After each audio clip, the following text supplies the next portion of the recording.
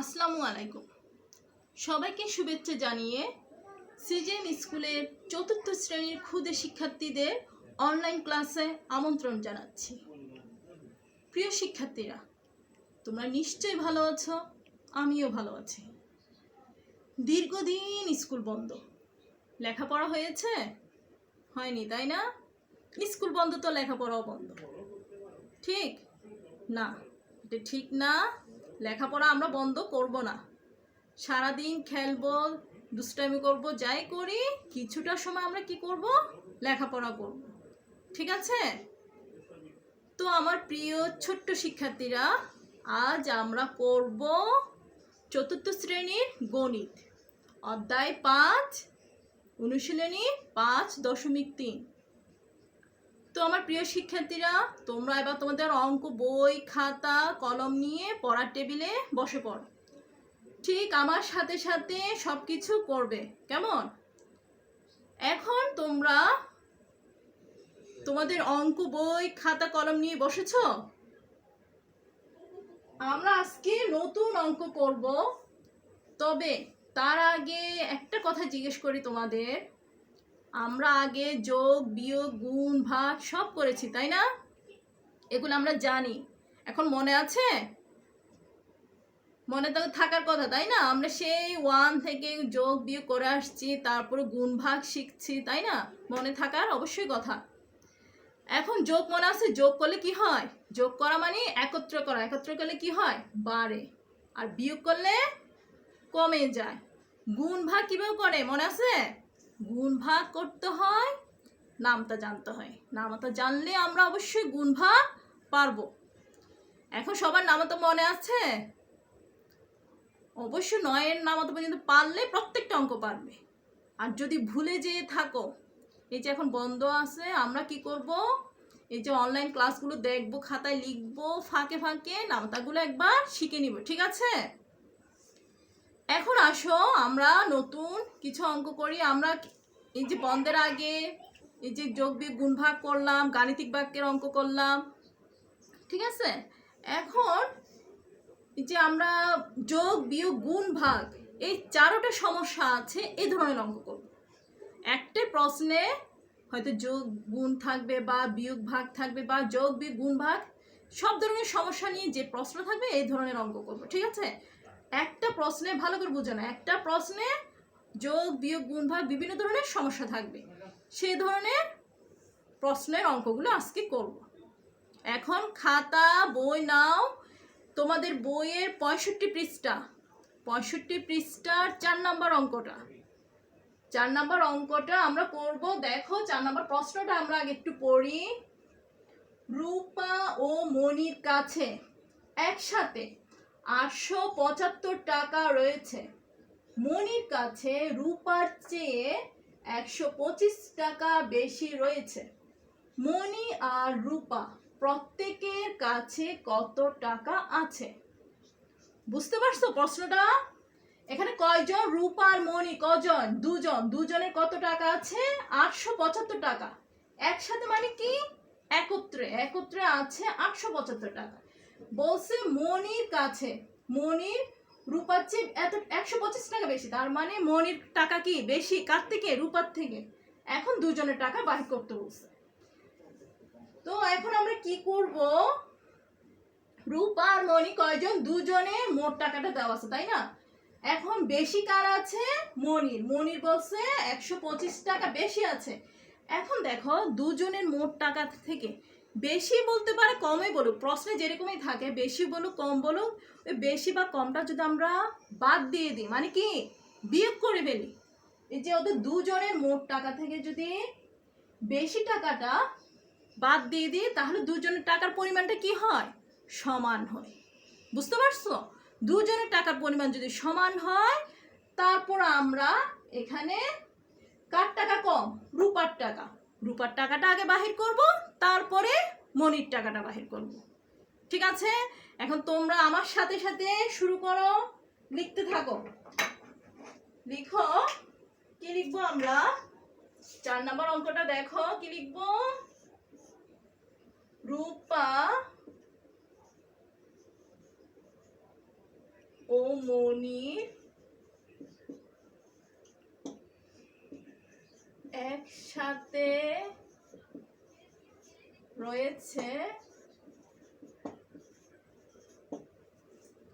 875 টাকা। বেশি কার? মনির। রূপার চেয়ে 125 টাকা বেশি, তো লিখবি কি রূপার চেয়ে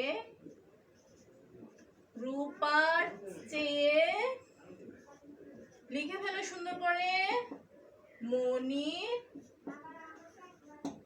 বেশি আছে, বেশি কি লিখছে রয়েছে, বেশি রয়েছে,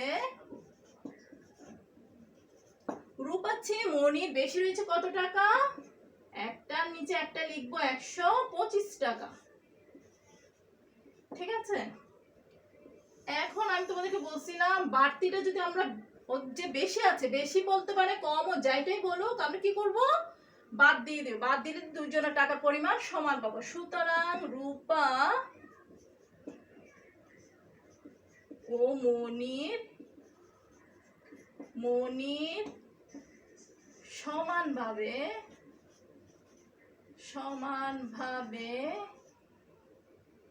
রয়েছে কি করব বেশি, বেশি বলো কম বলো বাদ দিয়ে মানে কি বিয়ে করব। 5 থেকে 5 গেলে কত? 0। 7 থেকে 2 গেলে 5। 8 থেকে 1 গেলে কত? 7 টাকা। তাহলে দুজনের টাকা সমানভাবে পেয়ে গেছে কত? 750 টাকা। ঠিক আছে, তো রূপ আর মণি কয়জন বলো তো? 2 জন, তাই না? রূপা ও মণি সমান 2 জন। ঠিক আছে, ওরা মানুষ কয়জন? 2 জন। দুজনের সমানভাবে যে 750 টাকা হয়, সমান মানে একই সমানভাবে হয়েছে 750 টাকা। তাহলে এখানে টাকার পরিমাণ কার কম? রূপার। তাহলে রূপার টাকা কত হবে? কি করব বুঝতেছো? একটু কষ্ট লাগতেছে তাই না? দুজনে যখন 750 টাকা হয়েছে, আমাদের বুঝতে হবে একজনের টাকা বাহির করব। একজন মানে কে এখানে? আসলে কম টাকাটা কে? রূপা। রূপার টাকা কম, তাই আমরা একজন বলতে কাকে বুঝবো? রূপাকে। কারণ ওর টাকা কম, যার টাকা কম থাকবে তারটা সবসময় আগে বাহির করতে হবে। যে কোনো কিছুতে কম যার, সে তারটা সবসময় আগে। যেহেতু রূপার কম, তা আমরা রূপারটা আগে বাহির করব। সুতরাং রূপার আছে, ওরা 2 জন, দুজনে মিলে 750 টাকা। একজনের হলে কি হবে? একজনের টাকা কি বেশি হয় না কম হয়? অবশ্যই একজনের টাকা কি হবে? কম। কম হলে আমরা কি করব? এখন তোমার চলে আসছে ভাগ। এই যে শুরুতে বলছি একই প্রশ্নে যোগ বিয়োগ বা গুণ ভাগ এরকম সমস্যা একসাথে থাকবে। এখন আমরা কি করব? শুরুতে বিয়োগ করছি, এখন ভাগ করব। কারণ একজনের বাহির করতে গেলে দুজনের ছিল বেশি, একজনের কি হয়? কম হবে। কম হওয়ায় আমরা ভাগ করব। 750 ভাগ 2 টাকা। তো ভাগটা কি? ভাগটা আমরা অবশ্যই কি রাফটা ডান সাইডে করে দেখাই দিব। কেমন? আমরা এখন শিখতেছি, অবশ্যই রাফ আমাদেরকে দেখাতে হবে। না দেখালে ভুল হবে। 2 এর নামাতে পড়ো। এখানে যেহেতু ভাজকে একটা সংখ্যা, আমিও ভাজ্য থেকে কয়টা সংখ্যা নিব? একটা। এগুলো নাই মনে করবো, তাহলে এটা কে? এটা 7। 7 এর মধ্যে 2 এর নামাতে কয়বার যাবে? 3 দুগুণে 6। 7 থেকে 6 গেলে 1, উপর থেকে কাকে নামো? 5। কত? তারপর 7 দুগুণে 14। 1 নামবে, পাশে আবার কে নামবে? উপর থেকে 0। 5 দুগুণে 10। তাহলে আমার কত আসছে? 375 টাকা। আমরা রূপার টাকা পেয়ে গেছি। এখন কার টাকা? মণি। প্রশ্নেই বলে দিচ্ছে মণির আছে রূপার থেকে 125 টাকা বেশি। তোমার থেকে তোমার বন্ধু একটা ধরো 2 টাকা বেশি, তোমার 5 টাকা আছে, তোমার থেকে তোমার বন্ধু 2 টাকা বেশি। তাহলে কি হবে? বেশি হলে 5-এর সাথে 2 যোগ করবো না, যোগ করলে তোমার কত 60 টাকা পেয়ে যাচ্ছ। তাহলে বেশি বলে আমরা এখানে কি করব, যোগ। সেরকম এখন আমরা রূপার আছে 375 টাকা, মনির কত হবে, মনির টাকা যেহেতু বেশি, যদি শোনো একটু মন দিয়ে, মনির টাকা যদি কম বলতো তাহলে আমরা কি করতাম, হ্যাঁ বিয়োগ করতাম। তাহলে এখন আমরা কি করব, মনির টাকাটা বাহির করি। সুতরাং মনির আছে 375 যোগ 125 তো টাকা। তাহলে কত হয়, যোগ করো। এই যোগগুলো তো আমরা পারি, পাশাপাশি যোগ, তাই না, আমরা শিখে আসছি। 5 5 কত 10, 10 কত লিখবো, 0, হাতে কত 1, 7 2 9, 9 এর একে 10 এর 0, হাতে কত 1, 3 আর একে 4 আর একে 5, হাতের 1 নিয়ে কত হচ্ছে 5, 500 টাকা। তাহলে পেয়ে গেছো, রূপার টাকাও পাইছি, মনির টাকাও পাইছি। আরেকটা কথা তোমাদেরকে বলি, এখানে মনির টাকাটা আমরা চাইলে আরেকভাবে করতে পারি। এই যে আমরা রূপার টাকাটা পাইছি 375, তাই না, এই যে রূপার মনির একসাথে কত ছিল 875, ঠিক। এই দুজনের টাকা থেকে যদি আমি রূপার টাকাটা বিয়োগ দিয়ে দিই, ঠিক আছে, রূপার টাকাটাও যদি বাদ দিয়ে দিই, তাও আমি পাবো কত, এই 500 টাকাটা পাবো।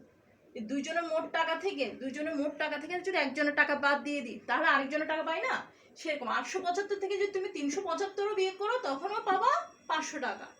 আমরা সেভাবেও করতে পারি বা এইভাবেও করতে পারি, যখন বেশি বলছে বেশি টাকাটা যোগ করছে, ঠিক আছে। তাহলে আমরা রূপা মনি টাকা পেয়ে গেছি। তাহলে আমরা উত্তর লিখে ফেলবো। উত্তর কি লিখবো, রূপার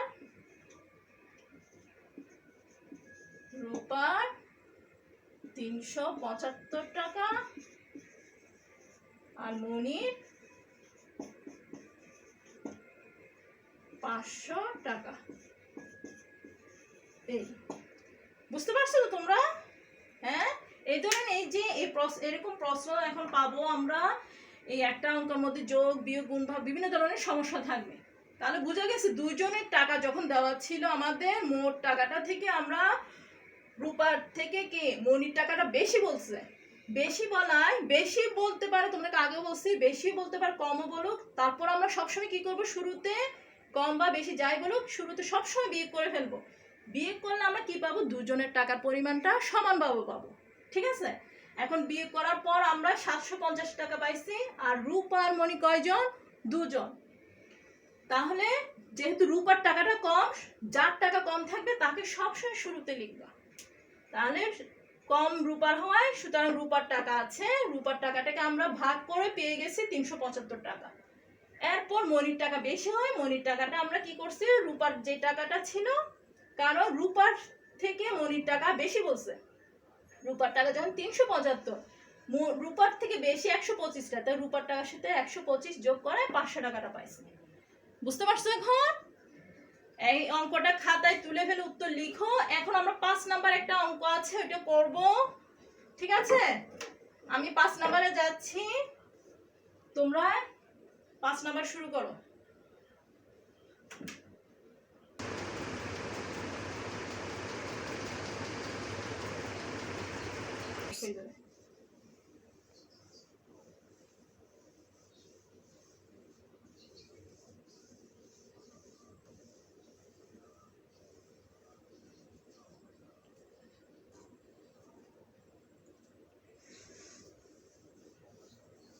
তো প্রিয় শিক্ষার্থীরা, এখন আমরা 5 নাম্বার অঙ্কটা করব। 5 নাম্বার অঙ্কের প্রশ্নটা একটু ভালো করে দেখো। পিতা ও পুত্রের বয়সের সমষ্টি 55 বছর। পিতার বয়স পুত্রের বয়সের 4 গুণ। পৃথকভাবে পিতা ও পুত্রের বয়স কত? পিতা মানে কি, বাবা, পুত্র ছেলে, তাদের বয়সের সমষ্টি মানে কি, একত্রে করলে কত হয়েছে, 55 বছর হয়েছে। বলছে পিতার বয়স পুত্রের বয়সের 4 গুণ। মানে কি, পিতার বয়স মানে কি বাবা, বাবার বয়স সবসময় ছেলে থেকে কি বেশি হয়, তো কয় গুণ? 4 গুণ। এখন পৃথকভাবে মানে আলাদা করে পিতা ও পুত্রের বয়স বাহির করতে বলা হয়েছে। এখন আমরা এই অঙ্কটা 2 নিয়মে করতে পারি, বুঝছো? আমরা যখন গাণিতিক বাক্য করে আসছি, গাণিতিক বাক্যের সাহায্যে অঙ্কটা করি, ঠিক আছে? এটা তোমাদের জন্য সবচেয়ে সহজ হয়। এটা 2 নিয়মে করতে পারবা। আমরা ওই গাণিতিক বাক্যের সাহায্যে করি, ঠিক আছে? লিখবো কি দেখো 5 নম্বর অঙ্কটা। ধরি এখানে পিতা আর পুত্র, বয়স কার কম হবে? পুত্র, তাই না? পুত্রে যার বয়স কম তাকে সবসময় আগে লিখতে হবে। ধরি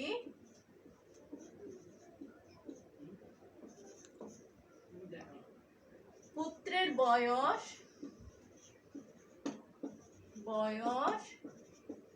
সমান ক বছর। আমরা যেহেতু বয়স দেওয়া নেই, আমরা এভাবে বাহির করব। ধরে নিব পুত্রের বয়স সমান ক বছর। যে এখানে বলে দিছে পিতার বয়স পুত্রের বয়সের কি 4 গুণ। 4 গুণ মানে 4 গুণ বেশি। সুতরাং পিতার বয়স সমান ক গুণ 4, তো বছর। তাহলে গুণ করলে কি হবে? 4 ক, তো বছর। এই জিনিসটা কেন লিখছি? এখানে দেওয়া আছে পিতার বয়স পুত্রের বয়সের 4 গুণ। এটা আমরা এদিকে না হয় লিখে দিতে পারি, ব্র্যাকেট দিয়ে না লিখলেও হবে, তবে লিখেও দিতে পারো। যেহেতু পিতার বয়স পুত্রের বয়সের 4 গুণ, এই জন্য আমরা এই গুণটা করলাম। তাহলে আমরা পেয়ে গেছি, তাই তো? এখন গাণিতিক বাক্যের সাহায্যে করব। সুতরাং প্রশ্ন মতে দুজনের বয়সের সমষ্টি 55। 55 মানে কি? সমষ্টি কি হলো? যোগ করে ওদের বয়স কত পাওয়া গেছে? 55। তাহলে আমরা পুত্রের বয়স ধরলাম ক, পিতার বয়স 4 ক। তাহলে দুইটাই যোগ করে আমরা কত পাবো? 55। সেটাই লিখবো কি 4 ক যোগ ক। এই যে পিতা মানে 4 ক, পুত্র হচ্ছে ক, সমষ্টি মানে কি? যোগ, এই জন্য যোগ করলাম। কত পাইছি? যোগ করে 55 বছর, ঠিক আছে? এখন আমরা কি দিব?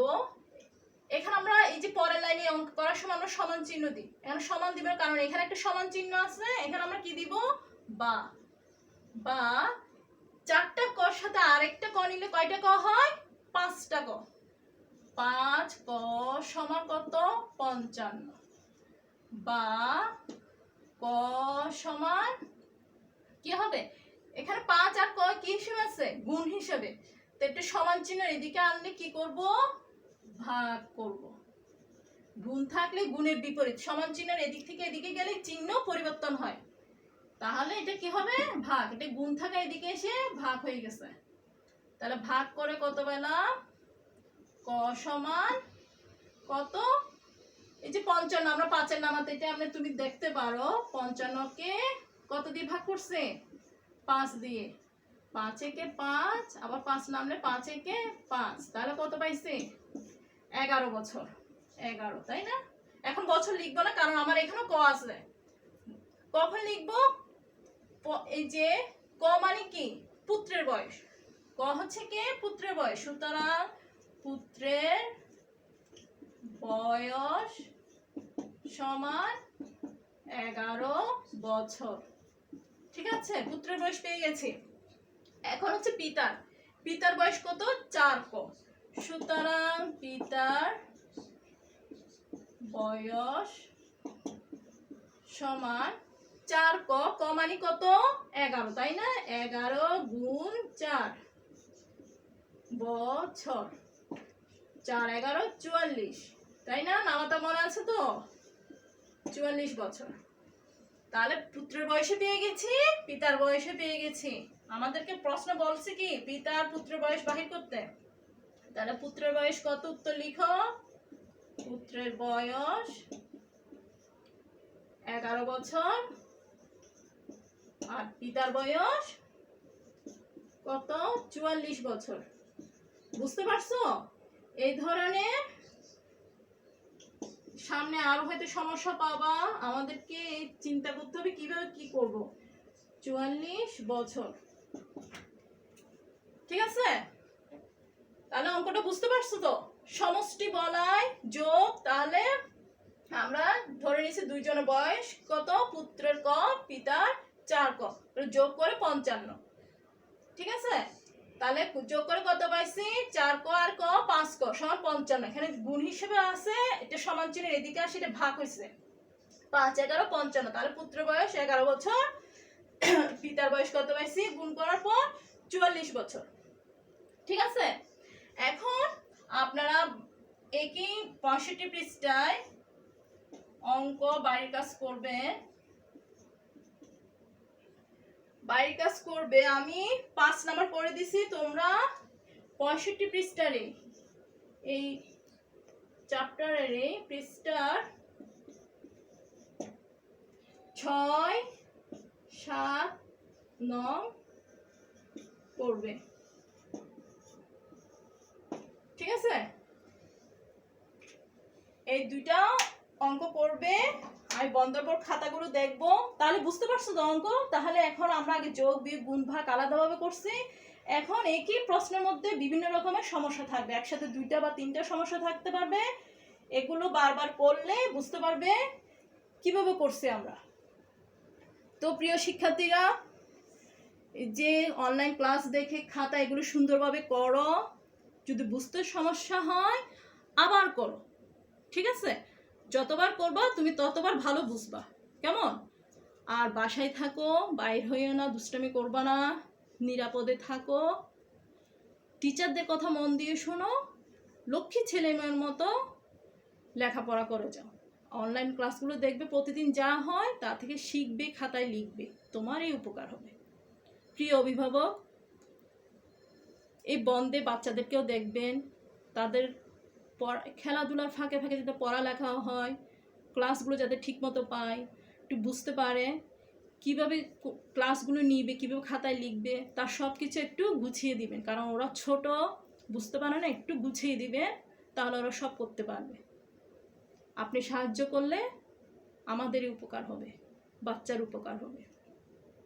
তো আজ এই পর্যন্ত, আগামী ক্লাসে আমরা গুণনীয়ক গুণিতকের অঙ্ক করবো, একেবারে নতুন তোমাদের জন্য নতুন ক্লাস নিয়ে আসবো। তোমরা ভালো থাকো, সুস্থ থাকো, আজ এখানে বিদায় নিচ্ছি। আসসালামু আলাইকুম।